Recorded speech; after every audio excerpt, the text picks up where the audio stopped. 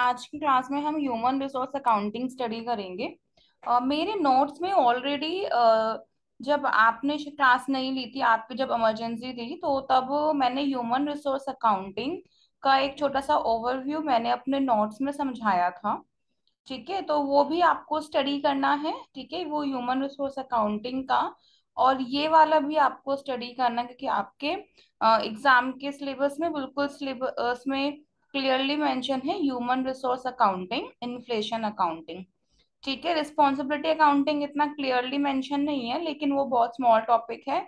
आपको तब भी समझाया था, नोट्स में भी समझाया था, और मैंने कल भी समझाया था। अब रही बात, आपके पास आपका एनवायरमेंटल अकाउंटिंग। एनवायरमेंटल अकाउंटिंग मैंने कल बताया ही था कि एनवायरमेंटल अकाउंटिंग आपका वो सिर्फ कॉर्पोरेट सोशल रिस्पॉन्सिबिलिटी का एक पार्ट है। ठीक है ना, तो उसको आपको अलग से करने की जरूरत नहीं है। आप उसको थोड़ा बहुत गूगल कर लेना, आपको समझ में आ जाएगा क्या है। उसके जो क्वेश्चंस है वो थोड़े से कम आते हैं, पर यहाँ पर हमें ह्यूमन रिसोर्स अकाउंटिंग है ये करना है, क्योंकि ह्यूमन रिसोर्स और इन्फ्लेशन से क्वेश्चंस बनते हैं। एक्चुअल में क्या होती है, मेन चीज क्या है कि अगर आप ये कहेंगे कि मैम क्या है ये ह्यूमन रिसोर्स अकाउंटिंग है, तो एचआरएम का पार्ट है। एचआरएम का पार्ट है, फाइन, क्योंकि ये ह्यूमन रिसोर्स के बारे में डील करता है। ठीक है, लेकिन ये अकाउंटिंग है। कहने का मतलब है कि ये हम मतलब चेक किया जाना कि भाई इस पर्सन को हायर करने से लेके, ठीक है, हमने इसका एडवर्टीजमेंट दिया, इसमें सब कुछ हमने इसमें ट्रेनिंग दी। ठीक है ना, recruitment, selection, then training, development, ठीक है, परफॉर्मेंस अप्रेजल, क्या वो जो मतलब पर्सन है हमारी ऑर्गेनाइजेशन के लिए उतना वर्दी है या नहीं। ठीक है, तो उसको चेक करना, उसको मेजर करना, एक्चुअल में यही होती है हमारे ह्यूमन रिसोर्स अकाउंटिंग। अब आप कहेंगे कि आपके एग्जाम के पॉइंट ऑफ व्यू के लिए क्या इंपॉर्टेंट है। आपके एग्जाम के पॉइंट ऑफ व्यू के लिए इम्पोर्टेंट है उसके मैथड्स। ठीक है, मैथड्स मेन इम्पोर्टेंट है। और जबकि ये मेरे नोट्स में आपको काफी डीपली मिलेगा, मैंने बहुत डीपली समझाया हुआ है। ठीक है, पर उतना डीपली पेपर में पूछते नहीं है जनरली। लेकिन जैसे जैसे आपका एनटीए का जो मतलब कंटेंट है बढ़ता जा रहा है, ठीक है ना, तो अगर आप डीपली कर लोगे तो उसमें कोई बुराई नहीं है। ठीक है, तो सबसे पहले स्टार्टिंग में देखते हैं ह्यूमन रिसोर्स अकाउंटिंग एक ऐसा प्रोसेस है, आइडेंटिफाई करता है, मेजर करेगा, रिकॉर्ड करेगा, एनालाइज करेगा। ठीक है, reporting the investment made in human resources of an organisation. ठीक है, यानी कि ह्यूमन यानी उस ऑर्गेनाइजेशन के, क्योंकि हम एचआरएम में ह्यूमन रिसोर्स को एज एन एसेट्स ट्रीट करते हैं। ठीक है, तो हम उस ह्यूमन रिसोर्स में इन्वेस्टमेंट भी की जाती है, कि जैसे उन्हें ट्रेनिंग देना, ठीक है, उनका फिर उसके बाद जहां जहां भी उनका मतलब जॉब में रिक्वायरमेंट है वो देना, उनकी फिर डेवलपमेंट में भी इम्प्रूवमेंट होना।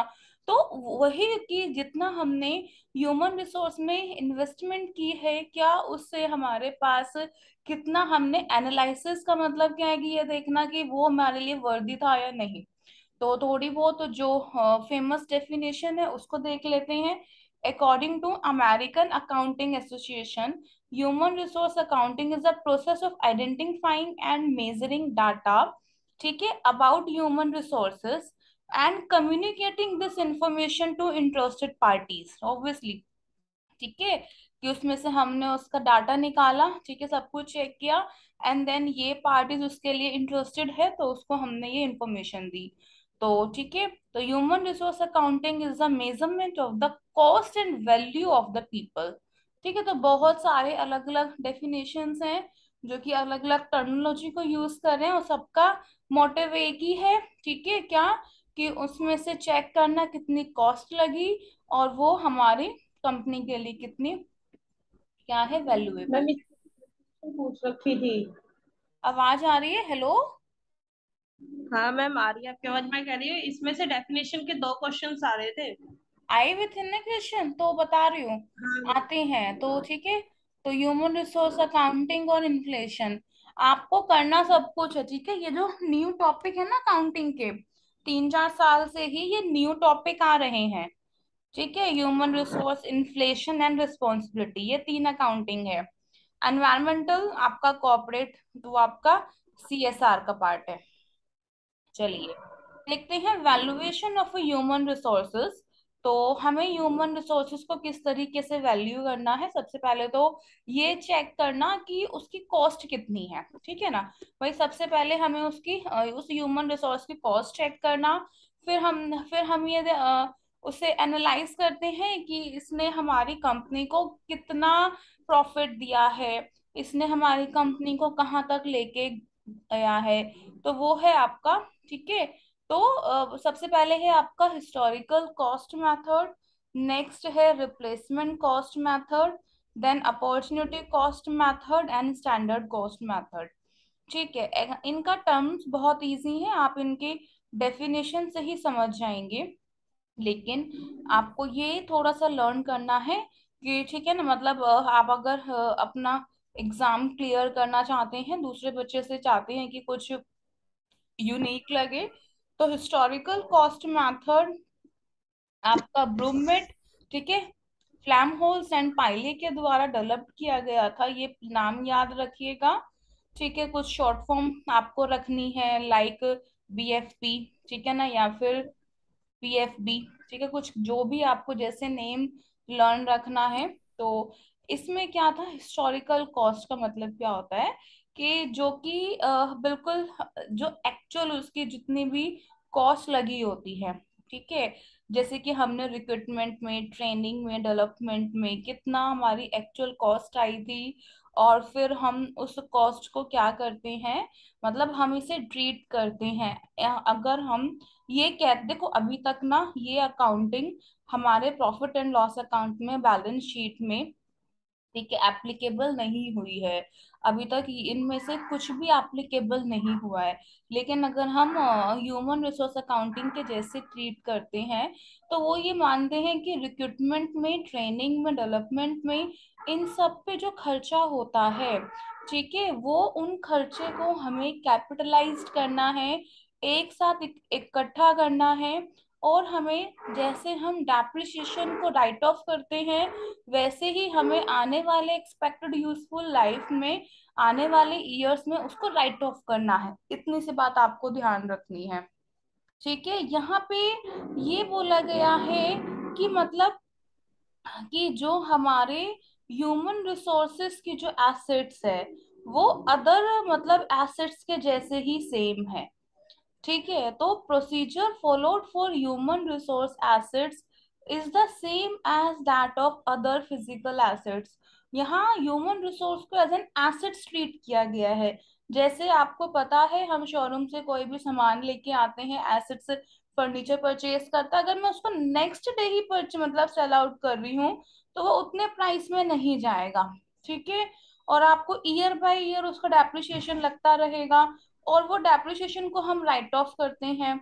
जैसे हमारी गुडविल है, तो हम उस गुडविल को क्या करते हैं, राइट ऑफ करते हैं। तो ऐसे ही, इसी तौर पे ही, जो ह्यूमन एसेट्स के ऊपर इन्वेस्टमेंट की गई है, उसे भी आप आने वाले यूजफुल ईयर्स में, लाइफ में राइट ऑफ करते रहेंगे।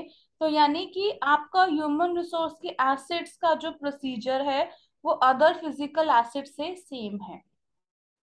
ठीक है, तो any amount spent on training and developing human resource increases its efficiency. ठीक है, तो मतलब क्या, ये तो आपको पता ही है।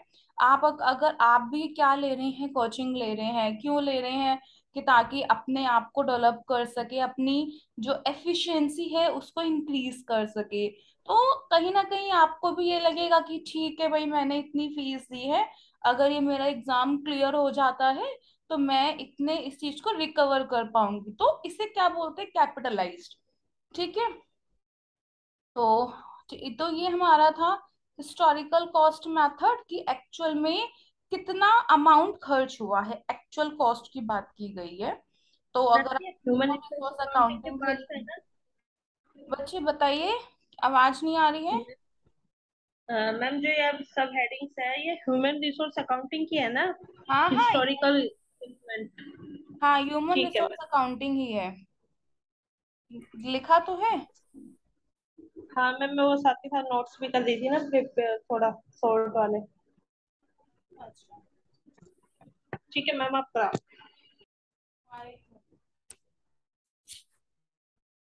ठीक है, तो ह्यूमन रिसोर्स अकाउंटिंग ही है, डोंट वरी। ठीक है, तो valuation of human resources, historical cost method, next है रिप्लेसमेंट कॉस्ट मेथड। ठीक है, तो रिप्लेसमेंट कॉस्ट मेथड का मतलब यहाँ पे क्या है, जैसे यहाँ पे सिंपल सा है, ठीक है, जैसे मान लीजिए कि आप अपने हैं, ठीक है, आप क्या है, फर्म के ओनर हैं, आपने सोचा कि भाई अब ये जो एसेट, मतलब ये जो है, ठीक है, एम्प्लॉय वो मुझे उतना वर्क नहीं दे रहा है, ठीक है, जितना कि डिजायरेबल है, अब मैं इसको रिप्लेस करना चाहता हूँ, या मैं उसको रिप्लेस करना चाहती हूँ। तो अब उसको रिप्लेस करोगे तो आपको, ठीक है, एडवर्टीजमेंट देना पड़ेगा, new new recruitment, like new recruitment, ये सब कुछ आपको। बाबू एक एक मिनट रुकिएगा।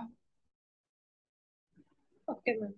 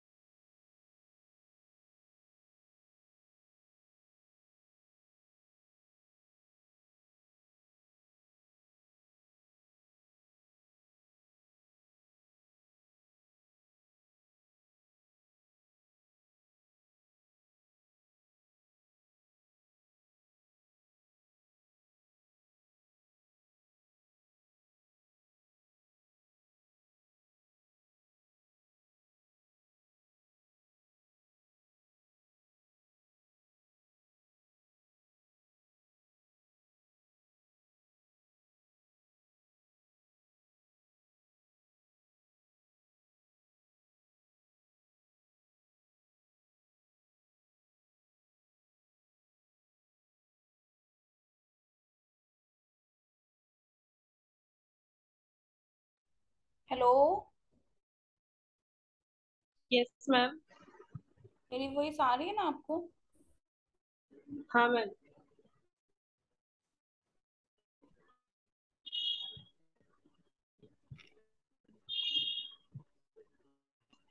एक मिनट, ठीक है। तो रिप्लेसमेंट कॉस्ट मेथड में हमने हिस्टोरिकल कॉस्ट मेथड में देखा कि जो हमारे हिस्टोरिकल, जो एक्चुअल उस एम्प्लॉय को लाने में जो कॉस्ट लगेगी, ठीक है।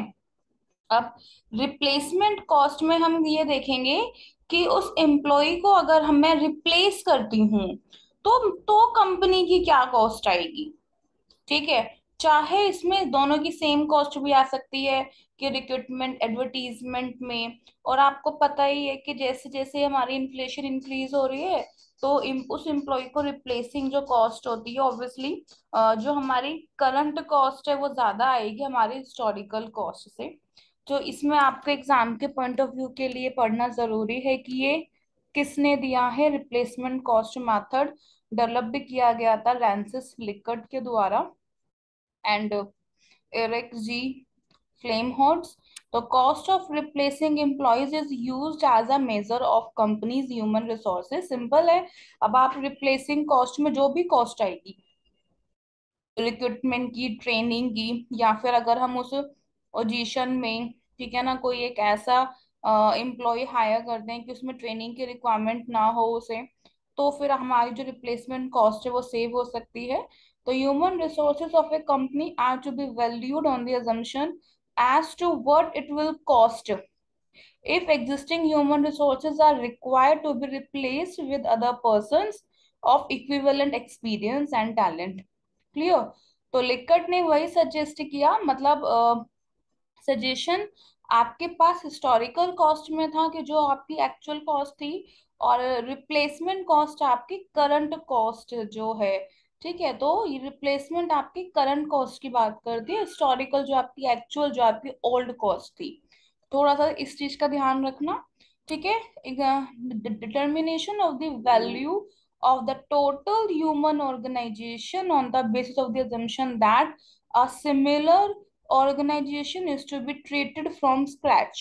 ठीक है, कि वही जो सिमिलर ऑर्गेनाइजेशन है, अगर हम उसे क्या करते हैं, अब भी स्टार्ट करते हैं। ठीक है, जैसे कि आपने अगर कोई भी चीज को स्टडी करना स्टार्ट किया और आप उसके बारे में नहीं जानते हैं, तो बिल्कुल सेम तरीके से रिप्लेसमेंट कॉस्ट में हम उसे कैलकुलेट करेंगे, कि बिल्कुल हम उसे को एज अ फ्रेश उस एम्प्लॉयज का करंट डाटा के ऊपर उसे हायर कर रहे हैं। तो अब है मैम जो ये अपॉर्चुनिटी रिप्लेस कॉस्ट और कॉम्पिटिटिव बिडिंग मेथड। तो देखिए, मैम हाँ बोलिए। जो ये रिप्लेसमेंट कॉस्ट आपने बताया, ट्रेनिंग इन सब में लगेगी, मतलब जो एम्प्लॉयज होंगे हमारी कंपनी के, जैसे उनका प्रमोशन है, जो वो कॉस्ट आएगी उसके बारे में बात कर रहा है ये? नहीं नहीं, एम्प्लॉय देखो, मैं क्या कर रही हूँ अभी ना, आप ओनर हैं, वो एक जी एम्प्लॉय है, ठीक है, आपकी कंपनी में वो अभी काम कर रहा है एम्प्लॉय। लेकिन आपको लगता है कि वो जो एम्प्लॉय है, मुझे भाई उससे इस मुझे पोस्ट से इतना मुझे डिजायर था कि मुझे इतना आउटपुट मिलेगा, इतना प्रॉफिट मिलेगा। अब आपको क्या करना है, आपको उस एम्प्लॉय को रिप्लेस कर रहे हो। तो अब आपने हिस्टोरिकल कॉस्ट में क्या था कि उसी एम्प्लॉय को हायर करने में आपकी कितनी कॉस्ट लगी।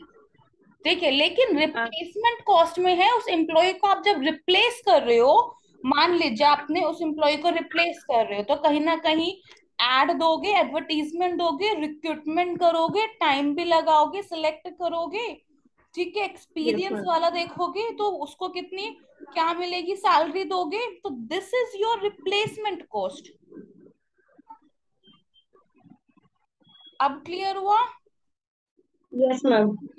ठीक है, तो वो आपकी रिप्ले देखा जाए तो दोनों बात वही कह रहे हैं, कॉस्ट कॉस्ट उसमें भी मैं वही निकाल रही हूँ, लेकिन हिस्टोरिकल कॉस्ट में मैं निकाल रही हूँ जो पर्सन काम कर रहा है। ठीक है, उसकी कॉस्ट। ठीक है। लेकिन रिप्लेसमेंट में मैं अगर उसे रिप्लेस करती हूँ, देखो दोनों को समझिए, मैं अगर अभी उस एम्प्लॉय को रिप्लेस कर रही हूँ, तो ये मेरी करंट कॉस्ट हो गई ना, अभी की कॉस्ट हो गई। जी मैम, ठीक है, आ गया, क्लियर हो गया। क्लियर हो गया। ठीक है, नेक्स्ट यस। देखिए, अपॉर्चुनिटी कॉस्ट और कॉम्पिटिटिव। अच्छा, सबसे पहले आप अपॉर्चुनिटी कॉस्ट से मतलब जानते हैं क्या होता है opportunity cost? Opportunity is my the next best alternative. ठीक है, जैसे यस आप मैम। अभी आपने सोचा कि मुझे भाई इस टाइम पे क्लास लेनी चाहिए, जैसे आपको के यस। लिए आज क्या है कि आज उसको क्लास से ज्यादा और कुछ इम्पोर्टेंट लग रहा है, तो अब उसके लिए क्लास क्या हो गई, अपॉर्चुनिटी। ठीक है, मतलब वहां पे वो जो मतलब कहीं जहाँ पे भी वो बाहर है, ठीक है, तो कुछ वो काम कर रहा है, तो उसको वो अपना काम उसमें क्या मिला कि भाई वो मेरा ये, उसका बेस्ट। हाँ, कि ये मेरी इस क्लास को मिस करने की मेरी, तो ये अपॉर्चुनिटी कॉस्ट है। तो हम क्या करते हैं यहाँ पर, क्योंकि कहीं ना कहीं हमारे में अकाउंट्स हैं या कोई भी चीज है, उसमें इकोनॉमिक्स घुसती ही घुसती है। क्यों घुसती है? क्योंकि हमारे पास स्केसिटी है। सबसे पहले बात सोचिए ना, अपॉर्चुनिटी कॉस्ट का कंसेप्ट ही क्यों आया है, क्योंकि हमारे पास बहुत चीजों की क्या है, ठीक है, स्कासिटी है, यानी कि टाइम कम है, तो कहीं ना कहीं पैसे कम है, मनी कम है। ठीक है, तभी तो हम इन सभी कॉस्ट के लिए डिस्कशन कर रहे हैं। अदरवाइज कुछ भी चीज की कमी ना हो तो हम यहाँ पे डिफरेंट कॉस्ट के लिए बात ही ना करें। ठीक है, तो इसीलिए अपॉर्चुनिटी कॉस्ट में सबसे पहले तो आपको याद रखना है कि ये हैकीमैन एंड जॉन्स के द्वारा सजेस्ट किया गया था, और ये ह्यूमन रिसोर्स को जज जज करता है, वैल्यू करता है अपॉर्चुनिटी कॉस्ट के इकोनॉमिक कंसेप्ट के बेसिस पे। हमें पता है कि अपॉर्चुनिटी कॉस्ट इकोनॉमिक कंसेप्ट है। क्यों है ये? क्योंकि ये अकाउंट से कैसे लिंक करता है, क्योंकि हमारे पास भी फंड की कमी है। ठीक है। अब एक कंपनी ऑर्गेनाइजेशन अगर सेटअप हुई है प्रॉफिट अर्न करने के लिए हुई है ना, दुकान खोल के अगर कोई बैठा है वो रिश्तेदारी लिए नहीं बैठा, वो अपने प्रॉफिट के लिए बैठा हुआ है। तो opportunity cost is linked with the scarcity. ठीक है। तो a human resource assets has a value only when it is scarce obviously. भाई मैं उन सब की वैल्यू क्यों निकाल रही हूँ, क्योंकि मेरे पास उतना फंड नहीं है, उतने पास नहीं है। तो हम यहाँ पे ये निकालते हैं कि ठीक है भाई, कि अगर मैनेजर क्या निकालता है कि ये ना इस एम्प्लॉय, ठीक है भाई, मेरे पास इतनी नंबर ऑफ सीट्स कम है, इतनी नंबर ऑफ सीट्स मेरी लेफ्ट है, अगर इसकी जगह कोई एम्प्लॉय होता खाली, मतलब जो सीट्स खाली हैं, ठीक है, तो कितनी मेरी इन्वेस्टमेंट रखती। ठीक है। तो वही सिंपल है, कहीं ना कहीं बातें इन्होंने वही बोली गई हैं, लेकिन एक इकोनॉमिक्स के टर्म्स में अपॉर्चुनिटी कॉस्ट के लिए कहा है, क्योंकि जो हमारी अपॉर्चुनिटी कॉस्ट होती है हम उसे अभी फिलहाल करंटली कर नहीं रहे होते। अगर जैसे मैं आपको क्लास दे रही हूँ तो मेरी अपॉर्चुनिटी कॉस्ट क्या है कि मैं से मैं सो रही होती, तो मैं अपनी नींद सेक्रीफाइस करके आपको क्लास दे रही हूँ। ठीक है। या तो मैं मतलब कुछ और एक्टिविटी कर रही होती, यानी कि मैंने अपना नेक्स्ट बेस्ट ऑल्टरनेटिव आपको दिया क्योंकि मैंने इस चीज को इम्पोर्टेंट समझा। तो ये मेरी अपॉर्चुनिटी कॉस्ट है। तो वही सेम चीज है, मैनेजर ने क्या किया, बोलिए। वही मैम, उस केस में भी होता है, उसने सोचा कि ये सीट खाली है, अगर यहाँ पे कोई एम्प्लॉय होता इस पोजीशन पे तो मेरा हाँ, जो प्रॉफिट है वो बढ़ जाता। Very good. कि अभी इस पोजीशन खाली है, अगर इस पे वो एम्प्लॉय वर्क करता तो कितना मेरा प्रॉफिट मिनिमम तक लेवल तक इंक्रीज होता। ठीक है। तो आप मेरी बात समझ गए हैं, तो वही है आपकी अपॉर्चुनिटी कॉस्ट। ठीक है। तो employees not considered skills as are not included in the human assets. ठीक है। तो हमने यहाँ पे एक्चुअली क्या है कि एम्प्लॉय को हम ये नहीं मान रहे हैं कि कमी है, हम यहाँ पे अपने कॉस्ट की स्केसिटी मान रहे हैं, हम यहाँ पे अपने प्रॉफिट की स्केसिटी मान रहे हैं। ठीक है। हमारे पास रिसोर्सेस कम है, आपको पता है सभी क्या चाहते हैं कि एम्प्लॉय है, हम एक एम्प्लॉय से सारे काम करवा लें। ठीक है। और हम उसे क्या दें, इनकम कम दे। ठीक है। और हमारी कंपनी की कॉस्ट से वो प्रॉफिट मैक्सिमाइज हो। लेकिन ऐसा एक्चुअल में नहीं होता। अगर आपकी कंपनी एक बड़े लेवल पर है तो आपको नंबर ऑफ एम्प्लॉयज भी उतने रखने होंगे। क्लियर। तो वो आपका अपॉर्चुनिटी कॉस्ट है। ठीक है। तो investment centre with the highest bid would win the human resource और include the price in its investment, आप उसमें से कैलकुलेट करेंगे, क्योंकि यहाँ पे आप क्या कर रहे हैं, यहाँ पे आप अंदाजा लगा रहे हैं, तो वो होगा आपका हाईएस्ट बिड। ठीक है। तो आप उस अमाउंट को क्या करेंगे, इन उसमें से कैपिटल एम्प्लॉयड में, जैसे मैं आपको बताऊं कि जब हम इन्वेस्टमेंट के लिए सोचते हैं ना कि भाई मैं इस प्रोजेक्ट में इन्वेस्ट कर रही हूँ, मुझे उसका आरओआई यानी रिटर्न ऑन इन्वेस्टमेंट अगर ज्यादा मुझे लगेगा उसकी कॉस्ट से, तभी तो मैं करूंगी। तो वही सेम चीज मान रहे हैं कि भाई मैं अगर हम ये ट्रीट कर रहे हैं कि अगर मैं उस एम्प्लॉय उस पोस्ट पे अगर मैं इन्वेस्ट करती हूँ तो मेरा आरओआई कितना आएगा। तो वही सेम चीज है। ठीक है। तो ये जो अप्रोच है बेस्ड की गई है on the principle of demand and supply. ठीक है। अब मान लीजिए कि वो जो पोस्ट है, ठीक है, उसके लिए कोई एम्प्लॉय नहीं मिल रहा है। ठीक है। अगर एम्प्लॉय उसके लिए नहीं मिल रहा है तो ऑब्वियसली कोई अगर एक दो एम्प्लॉय आपको मिलता है तो आपकी जो कॉस्ट आएगी वो ज्यादा आएगी। ठीक है, क्योंकि वो ज्यादा डिमांड करेगा। अब आपको लगता है कि नहीं ठीक है, अब ये ऐसे एम्प्लॉय तो रोज आ रहे हैं, ठीक है, बहुत आ रहे हैं इस पोस्ट के लिए, तो फिर आप वहाँ आपकी जो कॉस्ट आएगी वो कम आएगी। ठीक है। तो नेक्स्ट पे आते हैं। देन है आपका स्टैंडर्ड कॉस्ट मेथड। तो स्टैंडर्ड कॉस्ट मेथड आपका डेविड वेटसन के द्वारा दिया गया था। तो देखो ये क्या हायर करता है, ये ना एक्चुअली क्या है, ये बताता है कि इतनी कॉस्ट तो आती ही आती है स्टैंडर्ड कॉस्ट, ना तो ये हिस्टोरिकल कॉस्ट के लिए बात करता है, ना ये करंट कॉस्ट की बात करता है, ना ये अपॉर्चुनिटी कॉस्ट की बात करता है। ठीक है। तो अब हमारे अगर मैं सिंपल से बात बोलूं कि जिसकी कैलकुलेशन बहुत इजी है, वो आपका क्या स्टैंडर्ड कॉस्ट है। आप मतलब अंदाजा लगा लेते हैं कि स्टैंडर्डली कि हमारे इसमें ये क्या होगा, रिक्रूटमेंट में, सिलेक्शन में, डेवलपमेंट में, ट्रेनिंग में, इन सब में इतनी कॉस्ट निकल के आएगी। तो वो ये standard cost are assumed as a value of human resources, that's it. ठीक है। तो क्योंकि हम यहाँ पे आपको पता ही है कि अगर स्टैंडर्ड कॉस्ट से अगर आपकी एक्चुअल कॉस्ट ज्यादा आती है, ठीक है, तो हमें कहाँ कहाँ पे कंट्रोल करना है। तो provides a good base for effective control. तो ये अच्छे कंट्रोल के लिए, इफेक्टिव कंट्रोल के लिए एक अच्छा बेस प्रोवाइड करता है। ठीक है।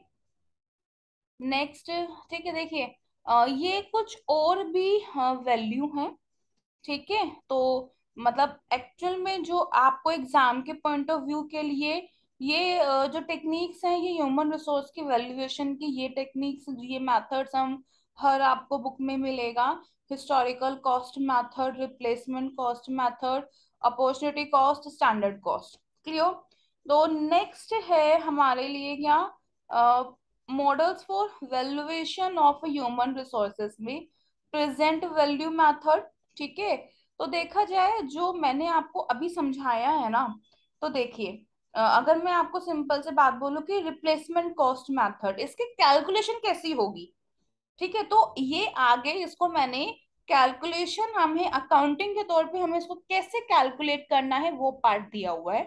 ठीक है। वो उतने लेवल का पेपर में अभी तक पूछा तो नहीं गया है। ठीक है। लेकिन अगर आप सब कुछ कवर करोगे तो मतलब एग्जाम में आ भी जाए तो आप अटेम्प्ट कर सकते हो। ठीक है। तो यानी रिप्लेसमेंट कॉस्ट में मैंने बार बार जिक्र किया कि ये करंट कॉस्ट की बात करता है, that is a present value. ठीक है ना। तो अब आपके पास ये है हिस्टोरिकल कॉस्ट। हिस्टोरिकल, जैसे मान लीजिए कि मैंने ना 5-6 साल अब पहले गोल्ड परचेज किया था। ठीक है। आज मैं उसका दाम में आज कैलकुलेट करती हूँ, तो कहीं ना कहीं यहाँ हमारा टाइम वैल्यू ऑफ मनी का कंसेप्ट इंक्लूड है। ठीक है। तो जहां आपका टाइम वैल्यू ऑफ मनी का कंसेप्ट इंक्लूड होता है, वहां देखिए क्या लिखा है, प्रेजेंट वैल्यू मेथड। प्रेजेंट मैंने वैल्यू इसका प्रैक्टिकल आ रहा था। आया हुआ था प्रैक्टिकल। हाँ मैम, आज लो क्योंकि बताओ। मैंने पीवाईक्यू देखा था तो इतना आइडिया नहीं था, इस वाले क्वेश्चन में मैं तुक्का लगा के आई थी। तो कल लगा, अब मत लगाते ना। अब अब नहीं आपने लगाऊंगी पेपरों के मैं। चक्कर में वो 2 दिन क्लासेस नहीं ली, तो मैं क्या हाँ करती। मैम, वही ये सब तो पूरा मैंने पेपर। आपको बोला भी था कि करना है, देखो आप ना मिस मिस नहीं कर सकते। सिंपल है, ज्यादा इसमें फॉर्मूले नहीं है, फॉर्मूला वही वाला है।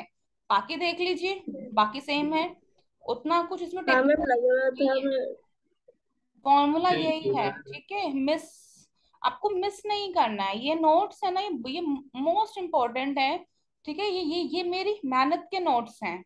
ठीक है। इसमें हर बुक में से, डिफरेंट लेवल की बुक में से, ठीक है ना, मैंने हर टॉपिक में से डीपली स्टडी करके इसमें से कवर किया हुआ है। ठीक है। और आपको बस करना क्या है, रीड आउट करना है, उसको बार बार लर्न करना है। अगर आप इतना भी नहीं कर सकते ना, तो जी जी मैम, करना पड़ेगा, तो दिख रहने जाएगा दो। ये वाला नहीं एग्जाम नहीं, जैसे। फिर आप ना सीरियसली फिर आप छोड़ दीजिए, मैंने तो नोट्स प्रिपेयर करने में भी टाइम लगाया है। अगर आपको तो अच्छा सिंपल अच्छा। वही खिचड़ी खानी है, बनानी नहीं है, सिर्फ खानी है। ठीक है। अब यहाँ देखिए क्या है कि प्रेजेंट वैल्यू मेथड। ठीक है। देखो ये क्या कह रहा है कि भाई मुझे ना मतलब फ्यूचर में वो अर्निंग होगी, लेकिन फ्यूचर की वो अर्निंग की वैल्यू में आज के डेट में निकालना। ठीक है। तो वही है, बहुत इजी मेथड है इसमें, बहुत सिंपल से हैं, कोई बहुत ज्यादा रूल नहीं है। आपने बिजनेस मैथ्स में टाइम वैल्यू ऑफ मनी का कंसेप्ट स्टडी ना कभी ग्रेजुएशन में किया होगा, लेकिन अभी आप लोगों को याद नहीं है। ठीक है। क्योंकि तब आपने स्टडी किया होगा। वही बेसिक फॉर्मूला लिखा हुआ है। ठीक है। जैसे क्या लिखा है, सबसे पहले ये ठीक है ना, लव एंड स्विटवार्ट्स ने, ठीक है, ये इकोनॉमिक मॉडल 1971 में दिया था। ईयर इतना याद करने की जरूरत नहीं है, इसने दिया वो देख लीजिए। ह्यूमन रिसोर्स की वैल्यू को डिटरमाइन करने के लिए ये मॉडल क्या कहता है कि भाई देखिए, कि सैलरी मैं दूंगी, वेजेस मैं दूंगी, ठीक है, उस एम्प्लॉयमेंट से। ठीक है, अब भाई मुझे, ठीक है, क्या किया, मैं कहीं वर्क कर रही हूँ, ठीक है, मैं अब आपको एक ऑर्गेनाइजेशन मत समझिए, अब अपने आप को एक एम्प्लॉय समझिए, कि भाई मैं अगर एक वर्क कर रही हूँ तो मेरी वो सैलरी मुझे मिलेगी, मैं उसकी, ठीक है ना, सैलरी मुझे मतलब 30 डेज बाद, 60 डेज बाद, 2 महीने 3 महीने बाद मिलेगी। तो मैं अगर उसकी, ठीक है ना, उस चीज की मैं आज की वैल्यू निकाल रही हूँ, तो आज की वैल्यू निकालूंगी तो ऑब्वियसली वो वैल्यू मेरी कम निकलेगी, ज्यादा निकलेगी, तो हमें उसको चेक करना है। और हमेशा इस मॉडल में कभी भी हमें, ठीक है ना, आज की वैल्यू होती है, आपको पता है जब आप एफडी में इन्वेस्ट करते हैं वो लोग कैसे आपको अमाउंट देते हैं, कैसे आपको स्टार्टिंग में ही ये बता देते हैं कि अगर आपने 1 लाख इन्वेस्ट किया, आपने 5 इयर्स के लिए किया है, तो आपकी अमाउंट जितनी होगी, just because of this time value of money, कि वो आपकी फ्यूचर की वैल्यू को, ठीक है ना, ये बता देते हैं। लेकिन यहाँ पे मैं आपकी कौन सी वैल्यू, वही सेम चीज, कि जो आपकी फ्यूचर की वैल्यू है, कि लाइक आप कहीं एफडी में लगा रहे हैं या कुछ भी चीज कर रहे हैं, कि वो आपकी 5 साल बाद इतनी वैल्यू हो जाएगी। ठीक है, तो वही जैसे सैलरीज की फॉर्म में, वेजेस की फॉर्म में अगर आपको मिलता है, तो आप उसकी प्रेजेंट वैल्यू को कैलकुलेट करते हैं। तो इन सब चीजों में देखो, आपके पास जो करंट वैल्यू है वो तो वैल्यू है ही। जब हम कभी भी यहाँ पे फ्यूचर की वैल्यू को आज के फॉर्म में निकाले, या आज की वैल्यू को फ्यूचर में वो वैल्यू कितनी होगी, ठीक है ना, तो इन दोनों केसेस में हमें डिस्काउंटिंग रेट तो होता ही है। आपको पता होगा बैंक भी आपको रेट देगा, बताएगा, उसके हिसाब से वो कैलकुलेट करता है। ठीक है, तो V4 value of a human resource, ठीक है, ये कितना है, उसकी एज माने टाइम, एक्स यहाँ पे क्या लिया गया है, टाइम लिया गया है, कि ठीक है ना, कि भाई ये उसकी पर्सन, क्योंकि यहाँ पे हम ह्यूमन रिसोर्स का निकाल रहे हैं।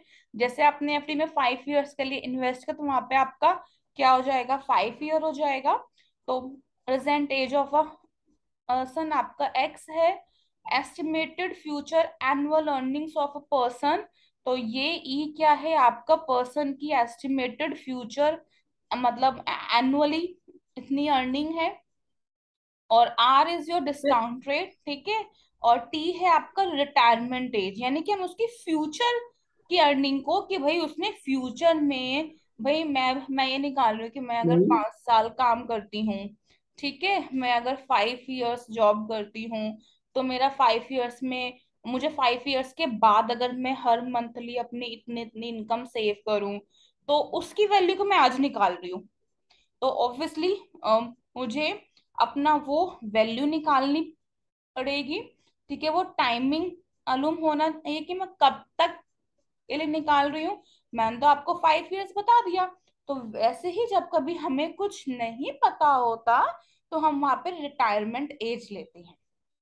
ठीक है, ये सिंपल सा फॉर्मूला है, इससे हम कैलकुलेट कर लेंगे। ठीक है, एग्जाम में फॉर्मूले के बेस पे भी आ जाता है, और वैसे नॉर्मल भी क्वेश्चंस आ जाते हैं। ठीक है, तो अभी हमारा टाइम खत्म होने वाला है। तो इसमें फ्लेम हॉर्स मॉडल, बाकी अलग अलग डिफरेंट मॉडल्स हैं, ये मैं आपको अभी नेक्स्ट में मैं समझाती हूँ। ठीक है, थोड़ा सा बड़ा है ये चैप्टर। नेक्स्ट अभी लोगे? हाँ हाँ, अभी लिंक भेजती हूँ, ये मुझे फिनिश करना है। ठीक है, तो अभी आप देख लो, कोई डाउट तो नहीं है, सिर्फ 5 5 मिनट्स रुकना, ये मैं आपको सेंड कर दूंगी। Okay ma'am. 40 मिनट्स में लगा ही नहीं, ठीक है, ये तो हाफ हुआ है। ये इसका, ये जो टॉपिक है, ये मुझे कंप्लीट फिनिश करना है। और कल शेयर कैपिटल हो चुका था, शेयर कैपिटल के, ठीक है, issue shares debentures for each, जो हमने, ठीक है, शेयर्स डिबेंचर्स के हमें न्यूमेरिकल करने हैं कल। मैम आप बस एक बार रिकॉर्डिंग शेयर कर देना जब आप फ्री हो। हाँ, मैं रिकॉर्डिंग शेयर कर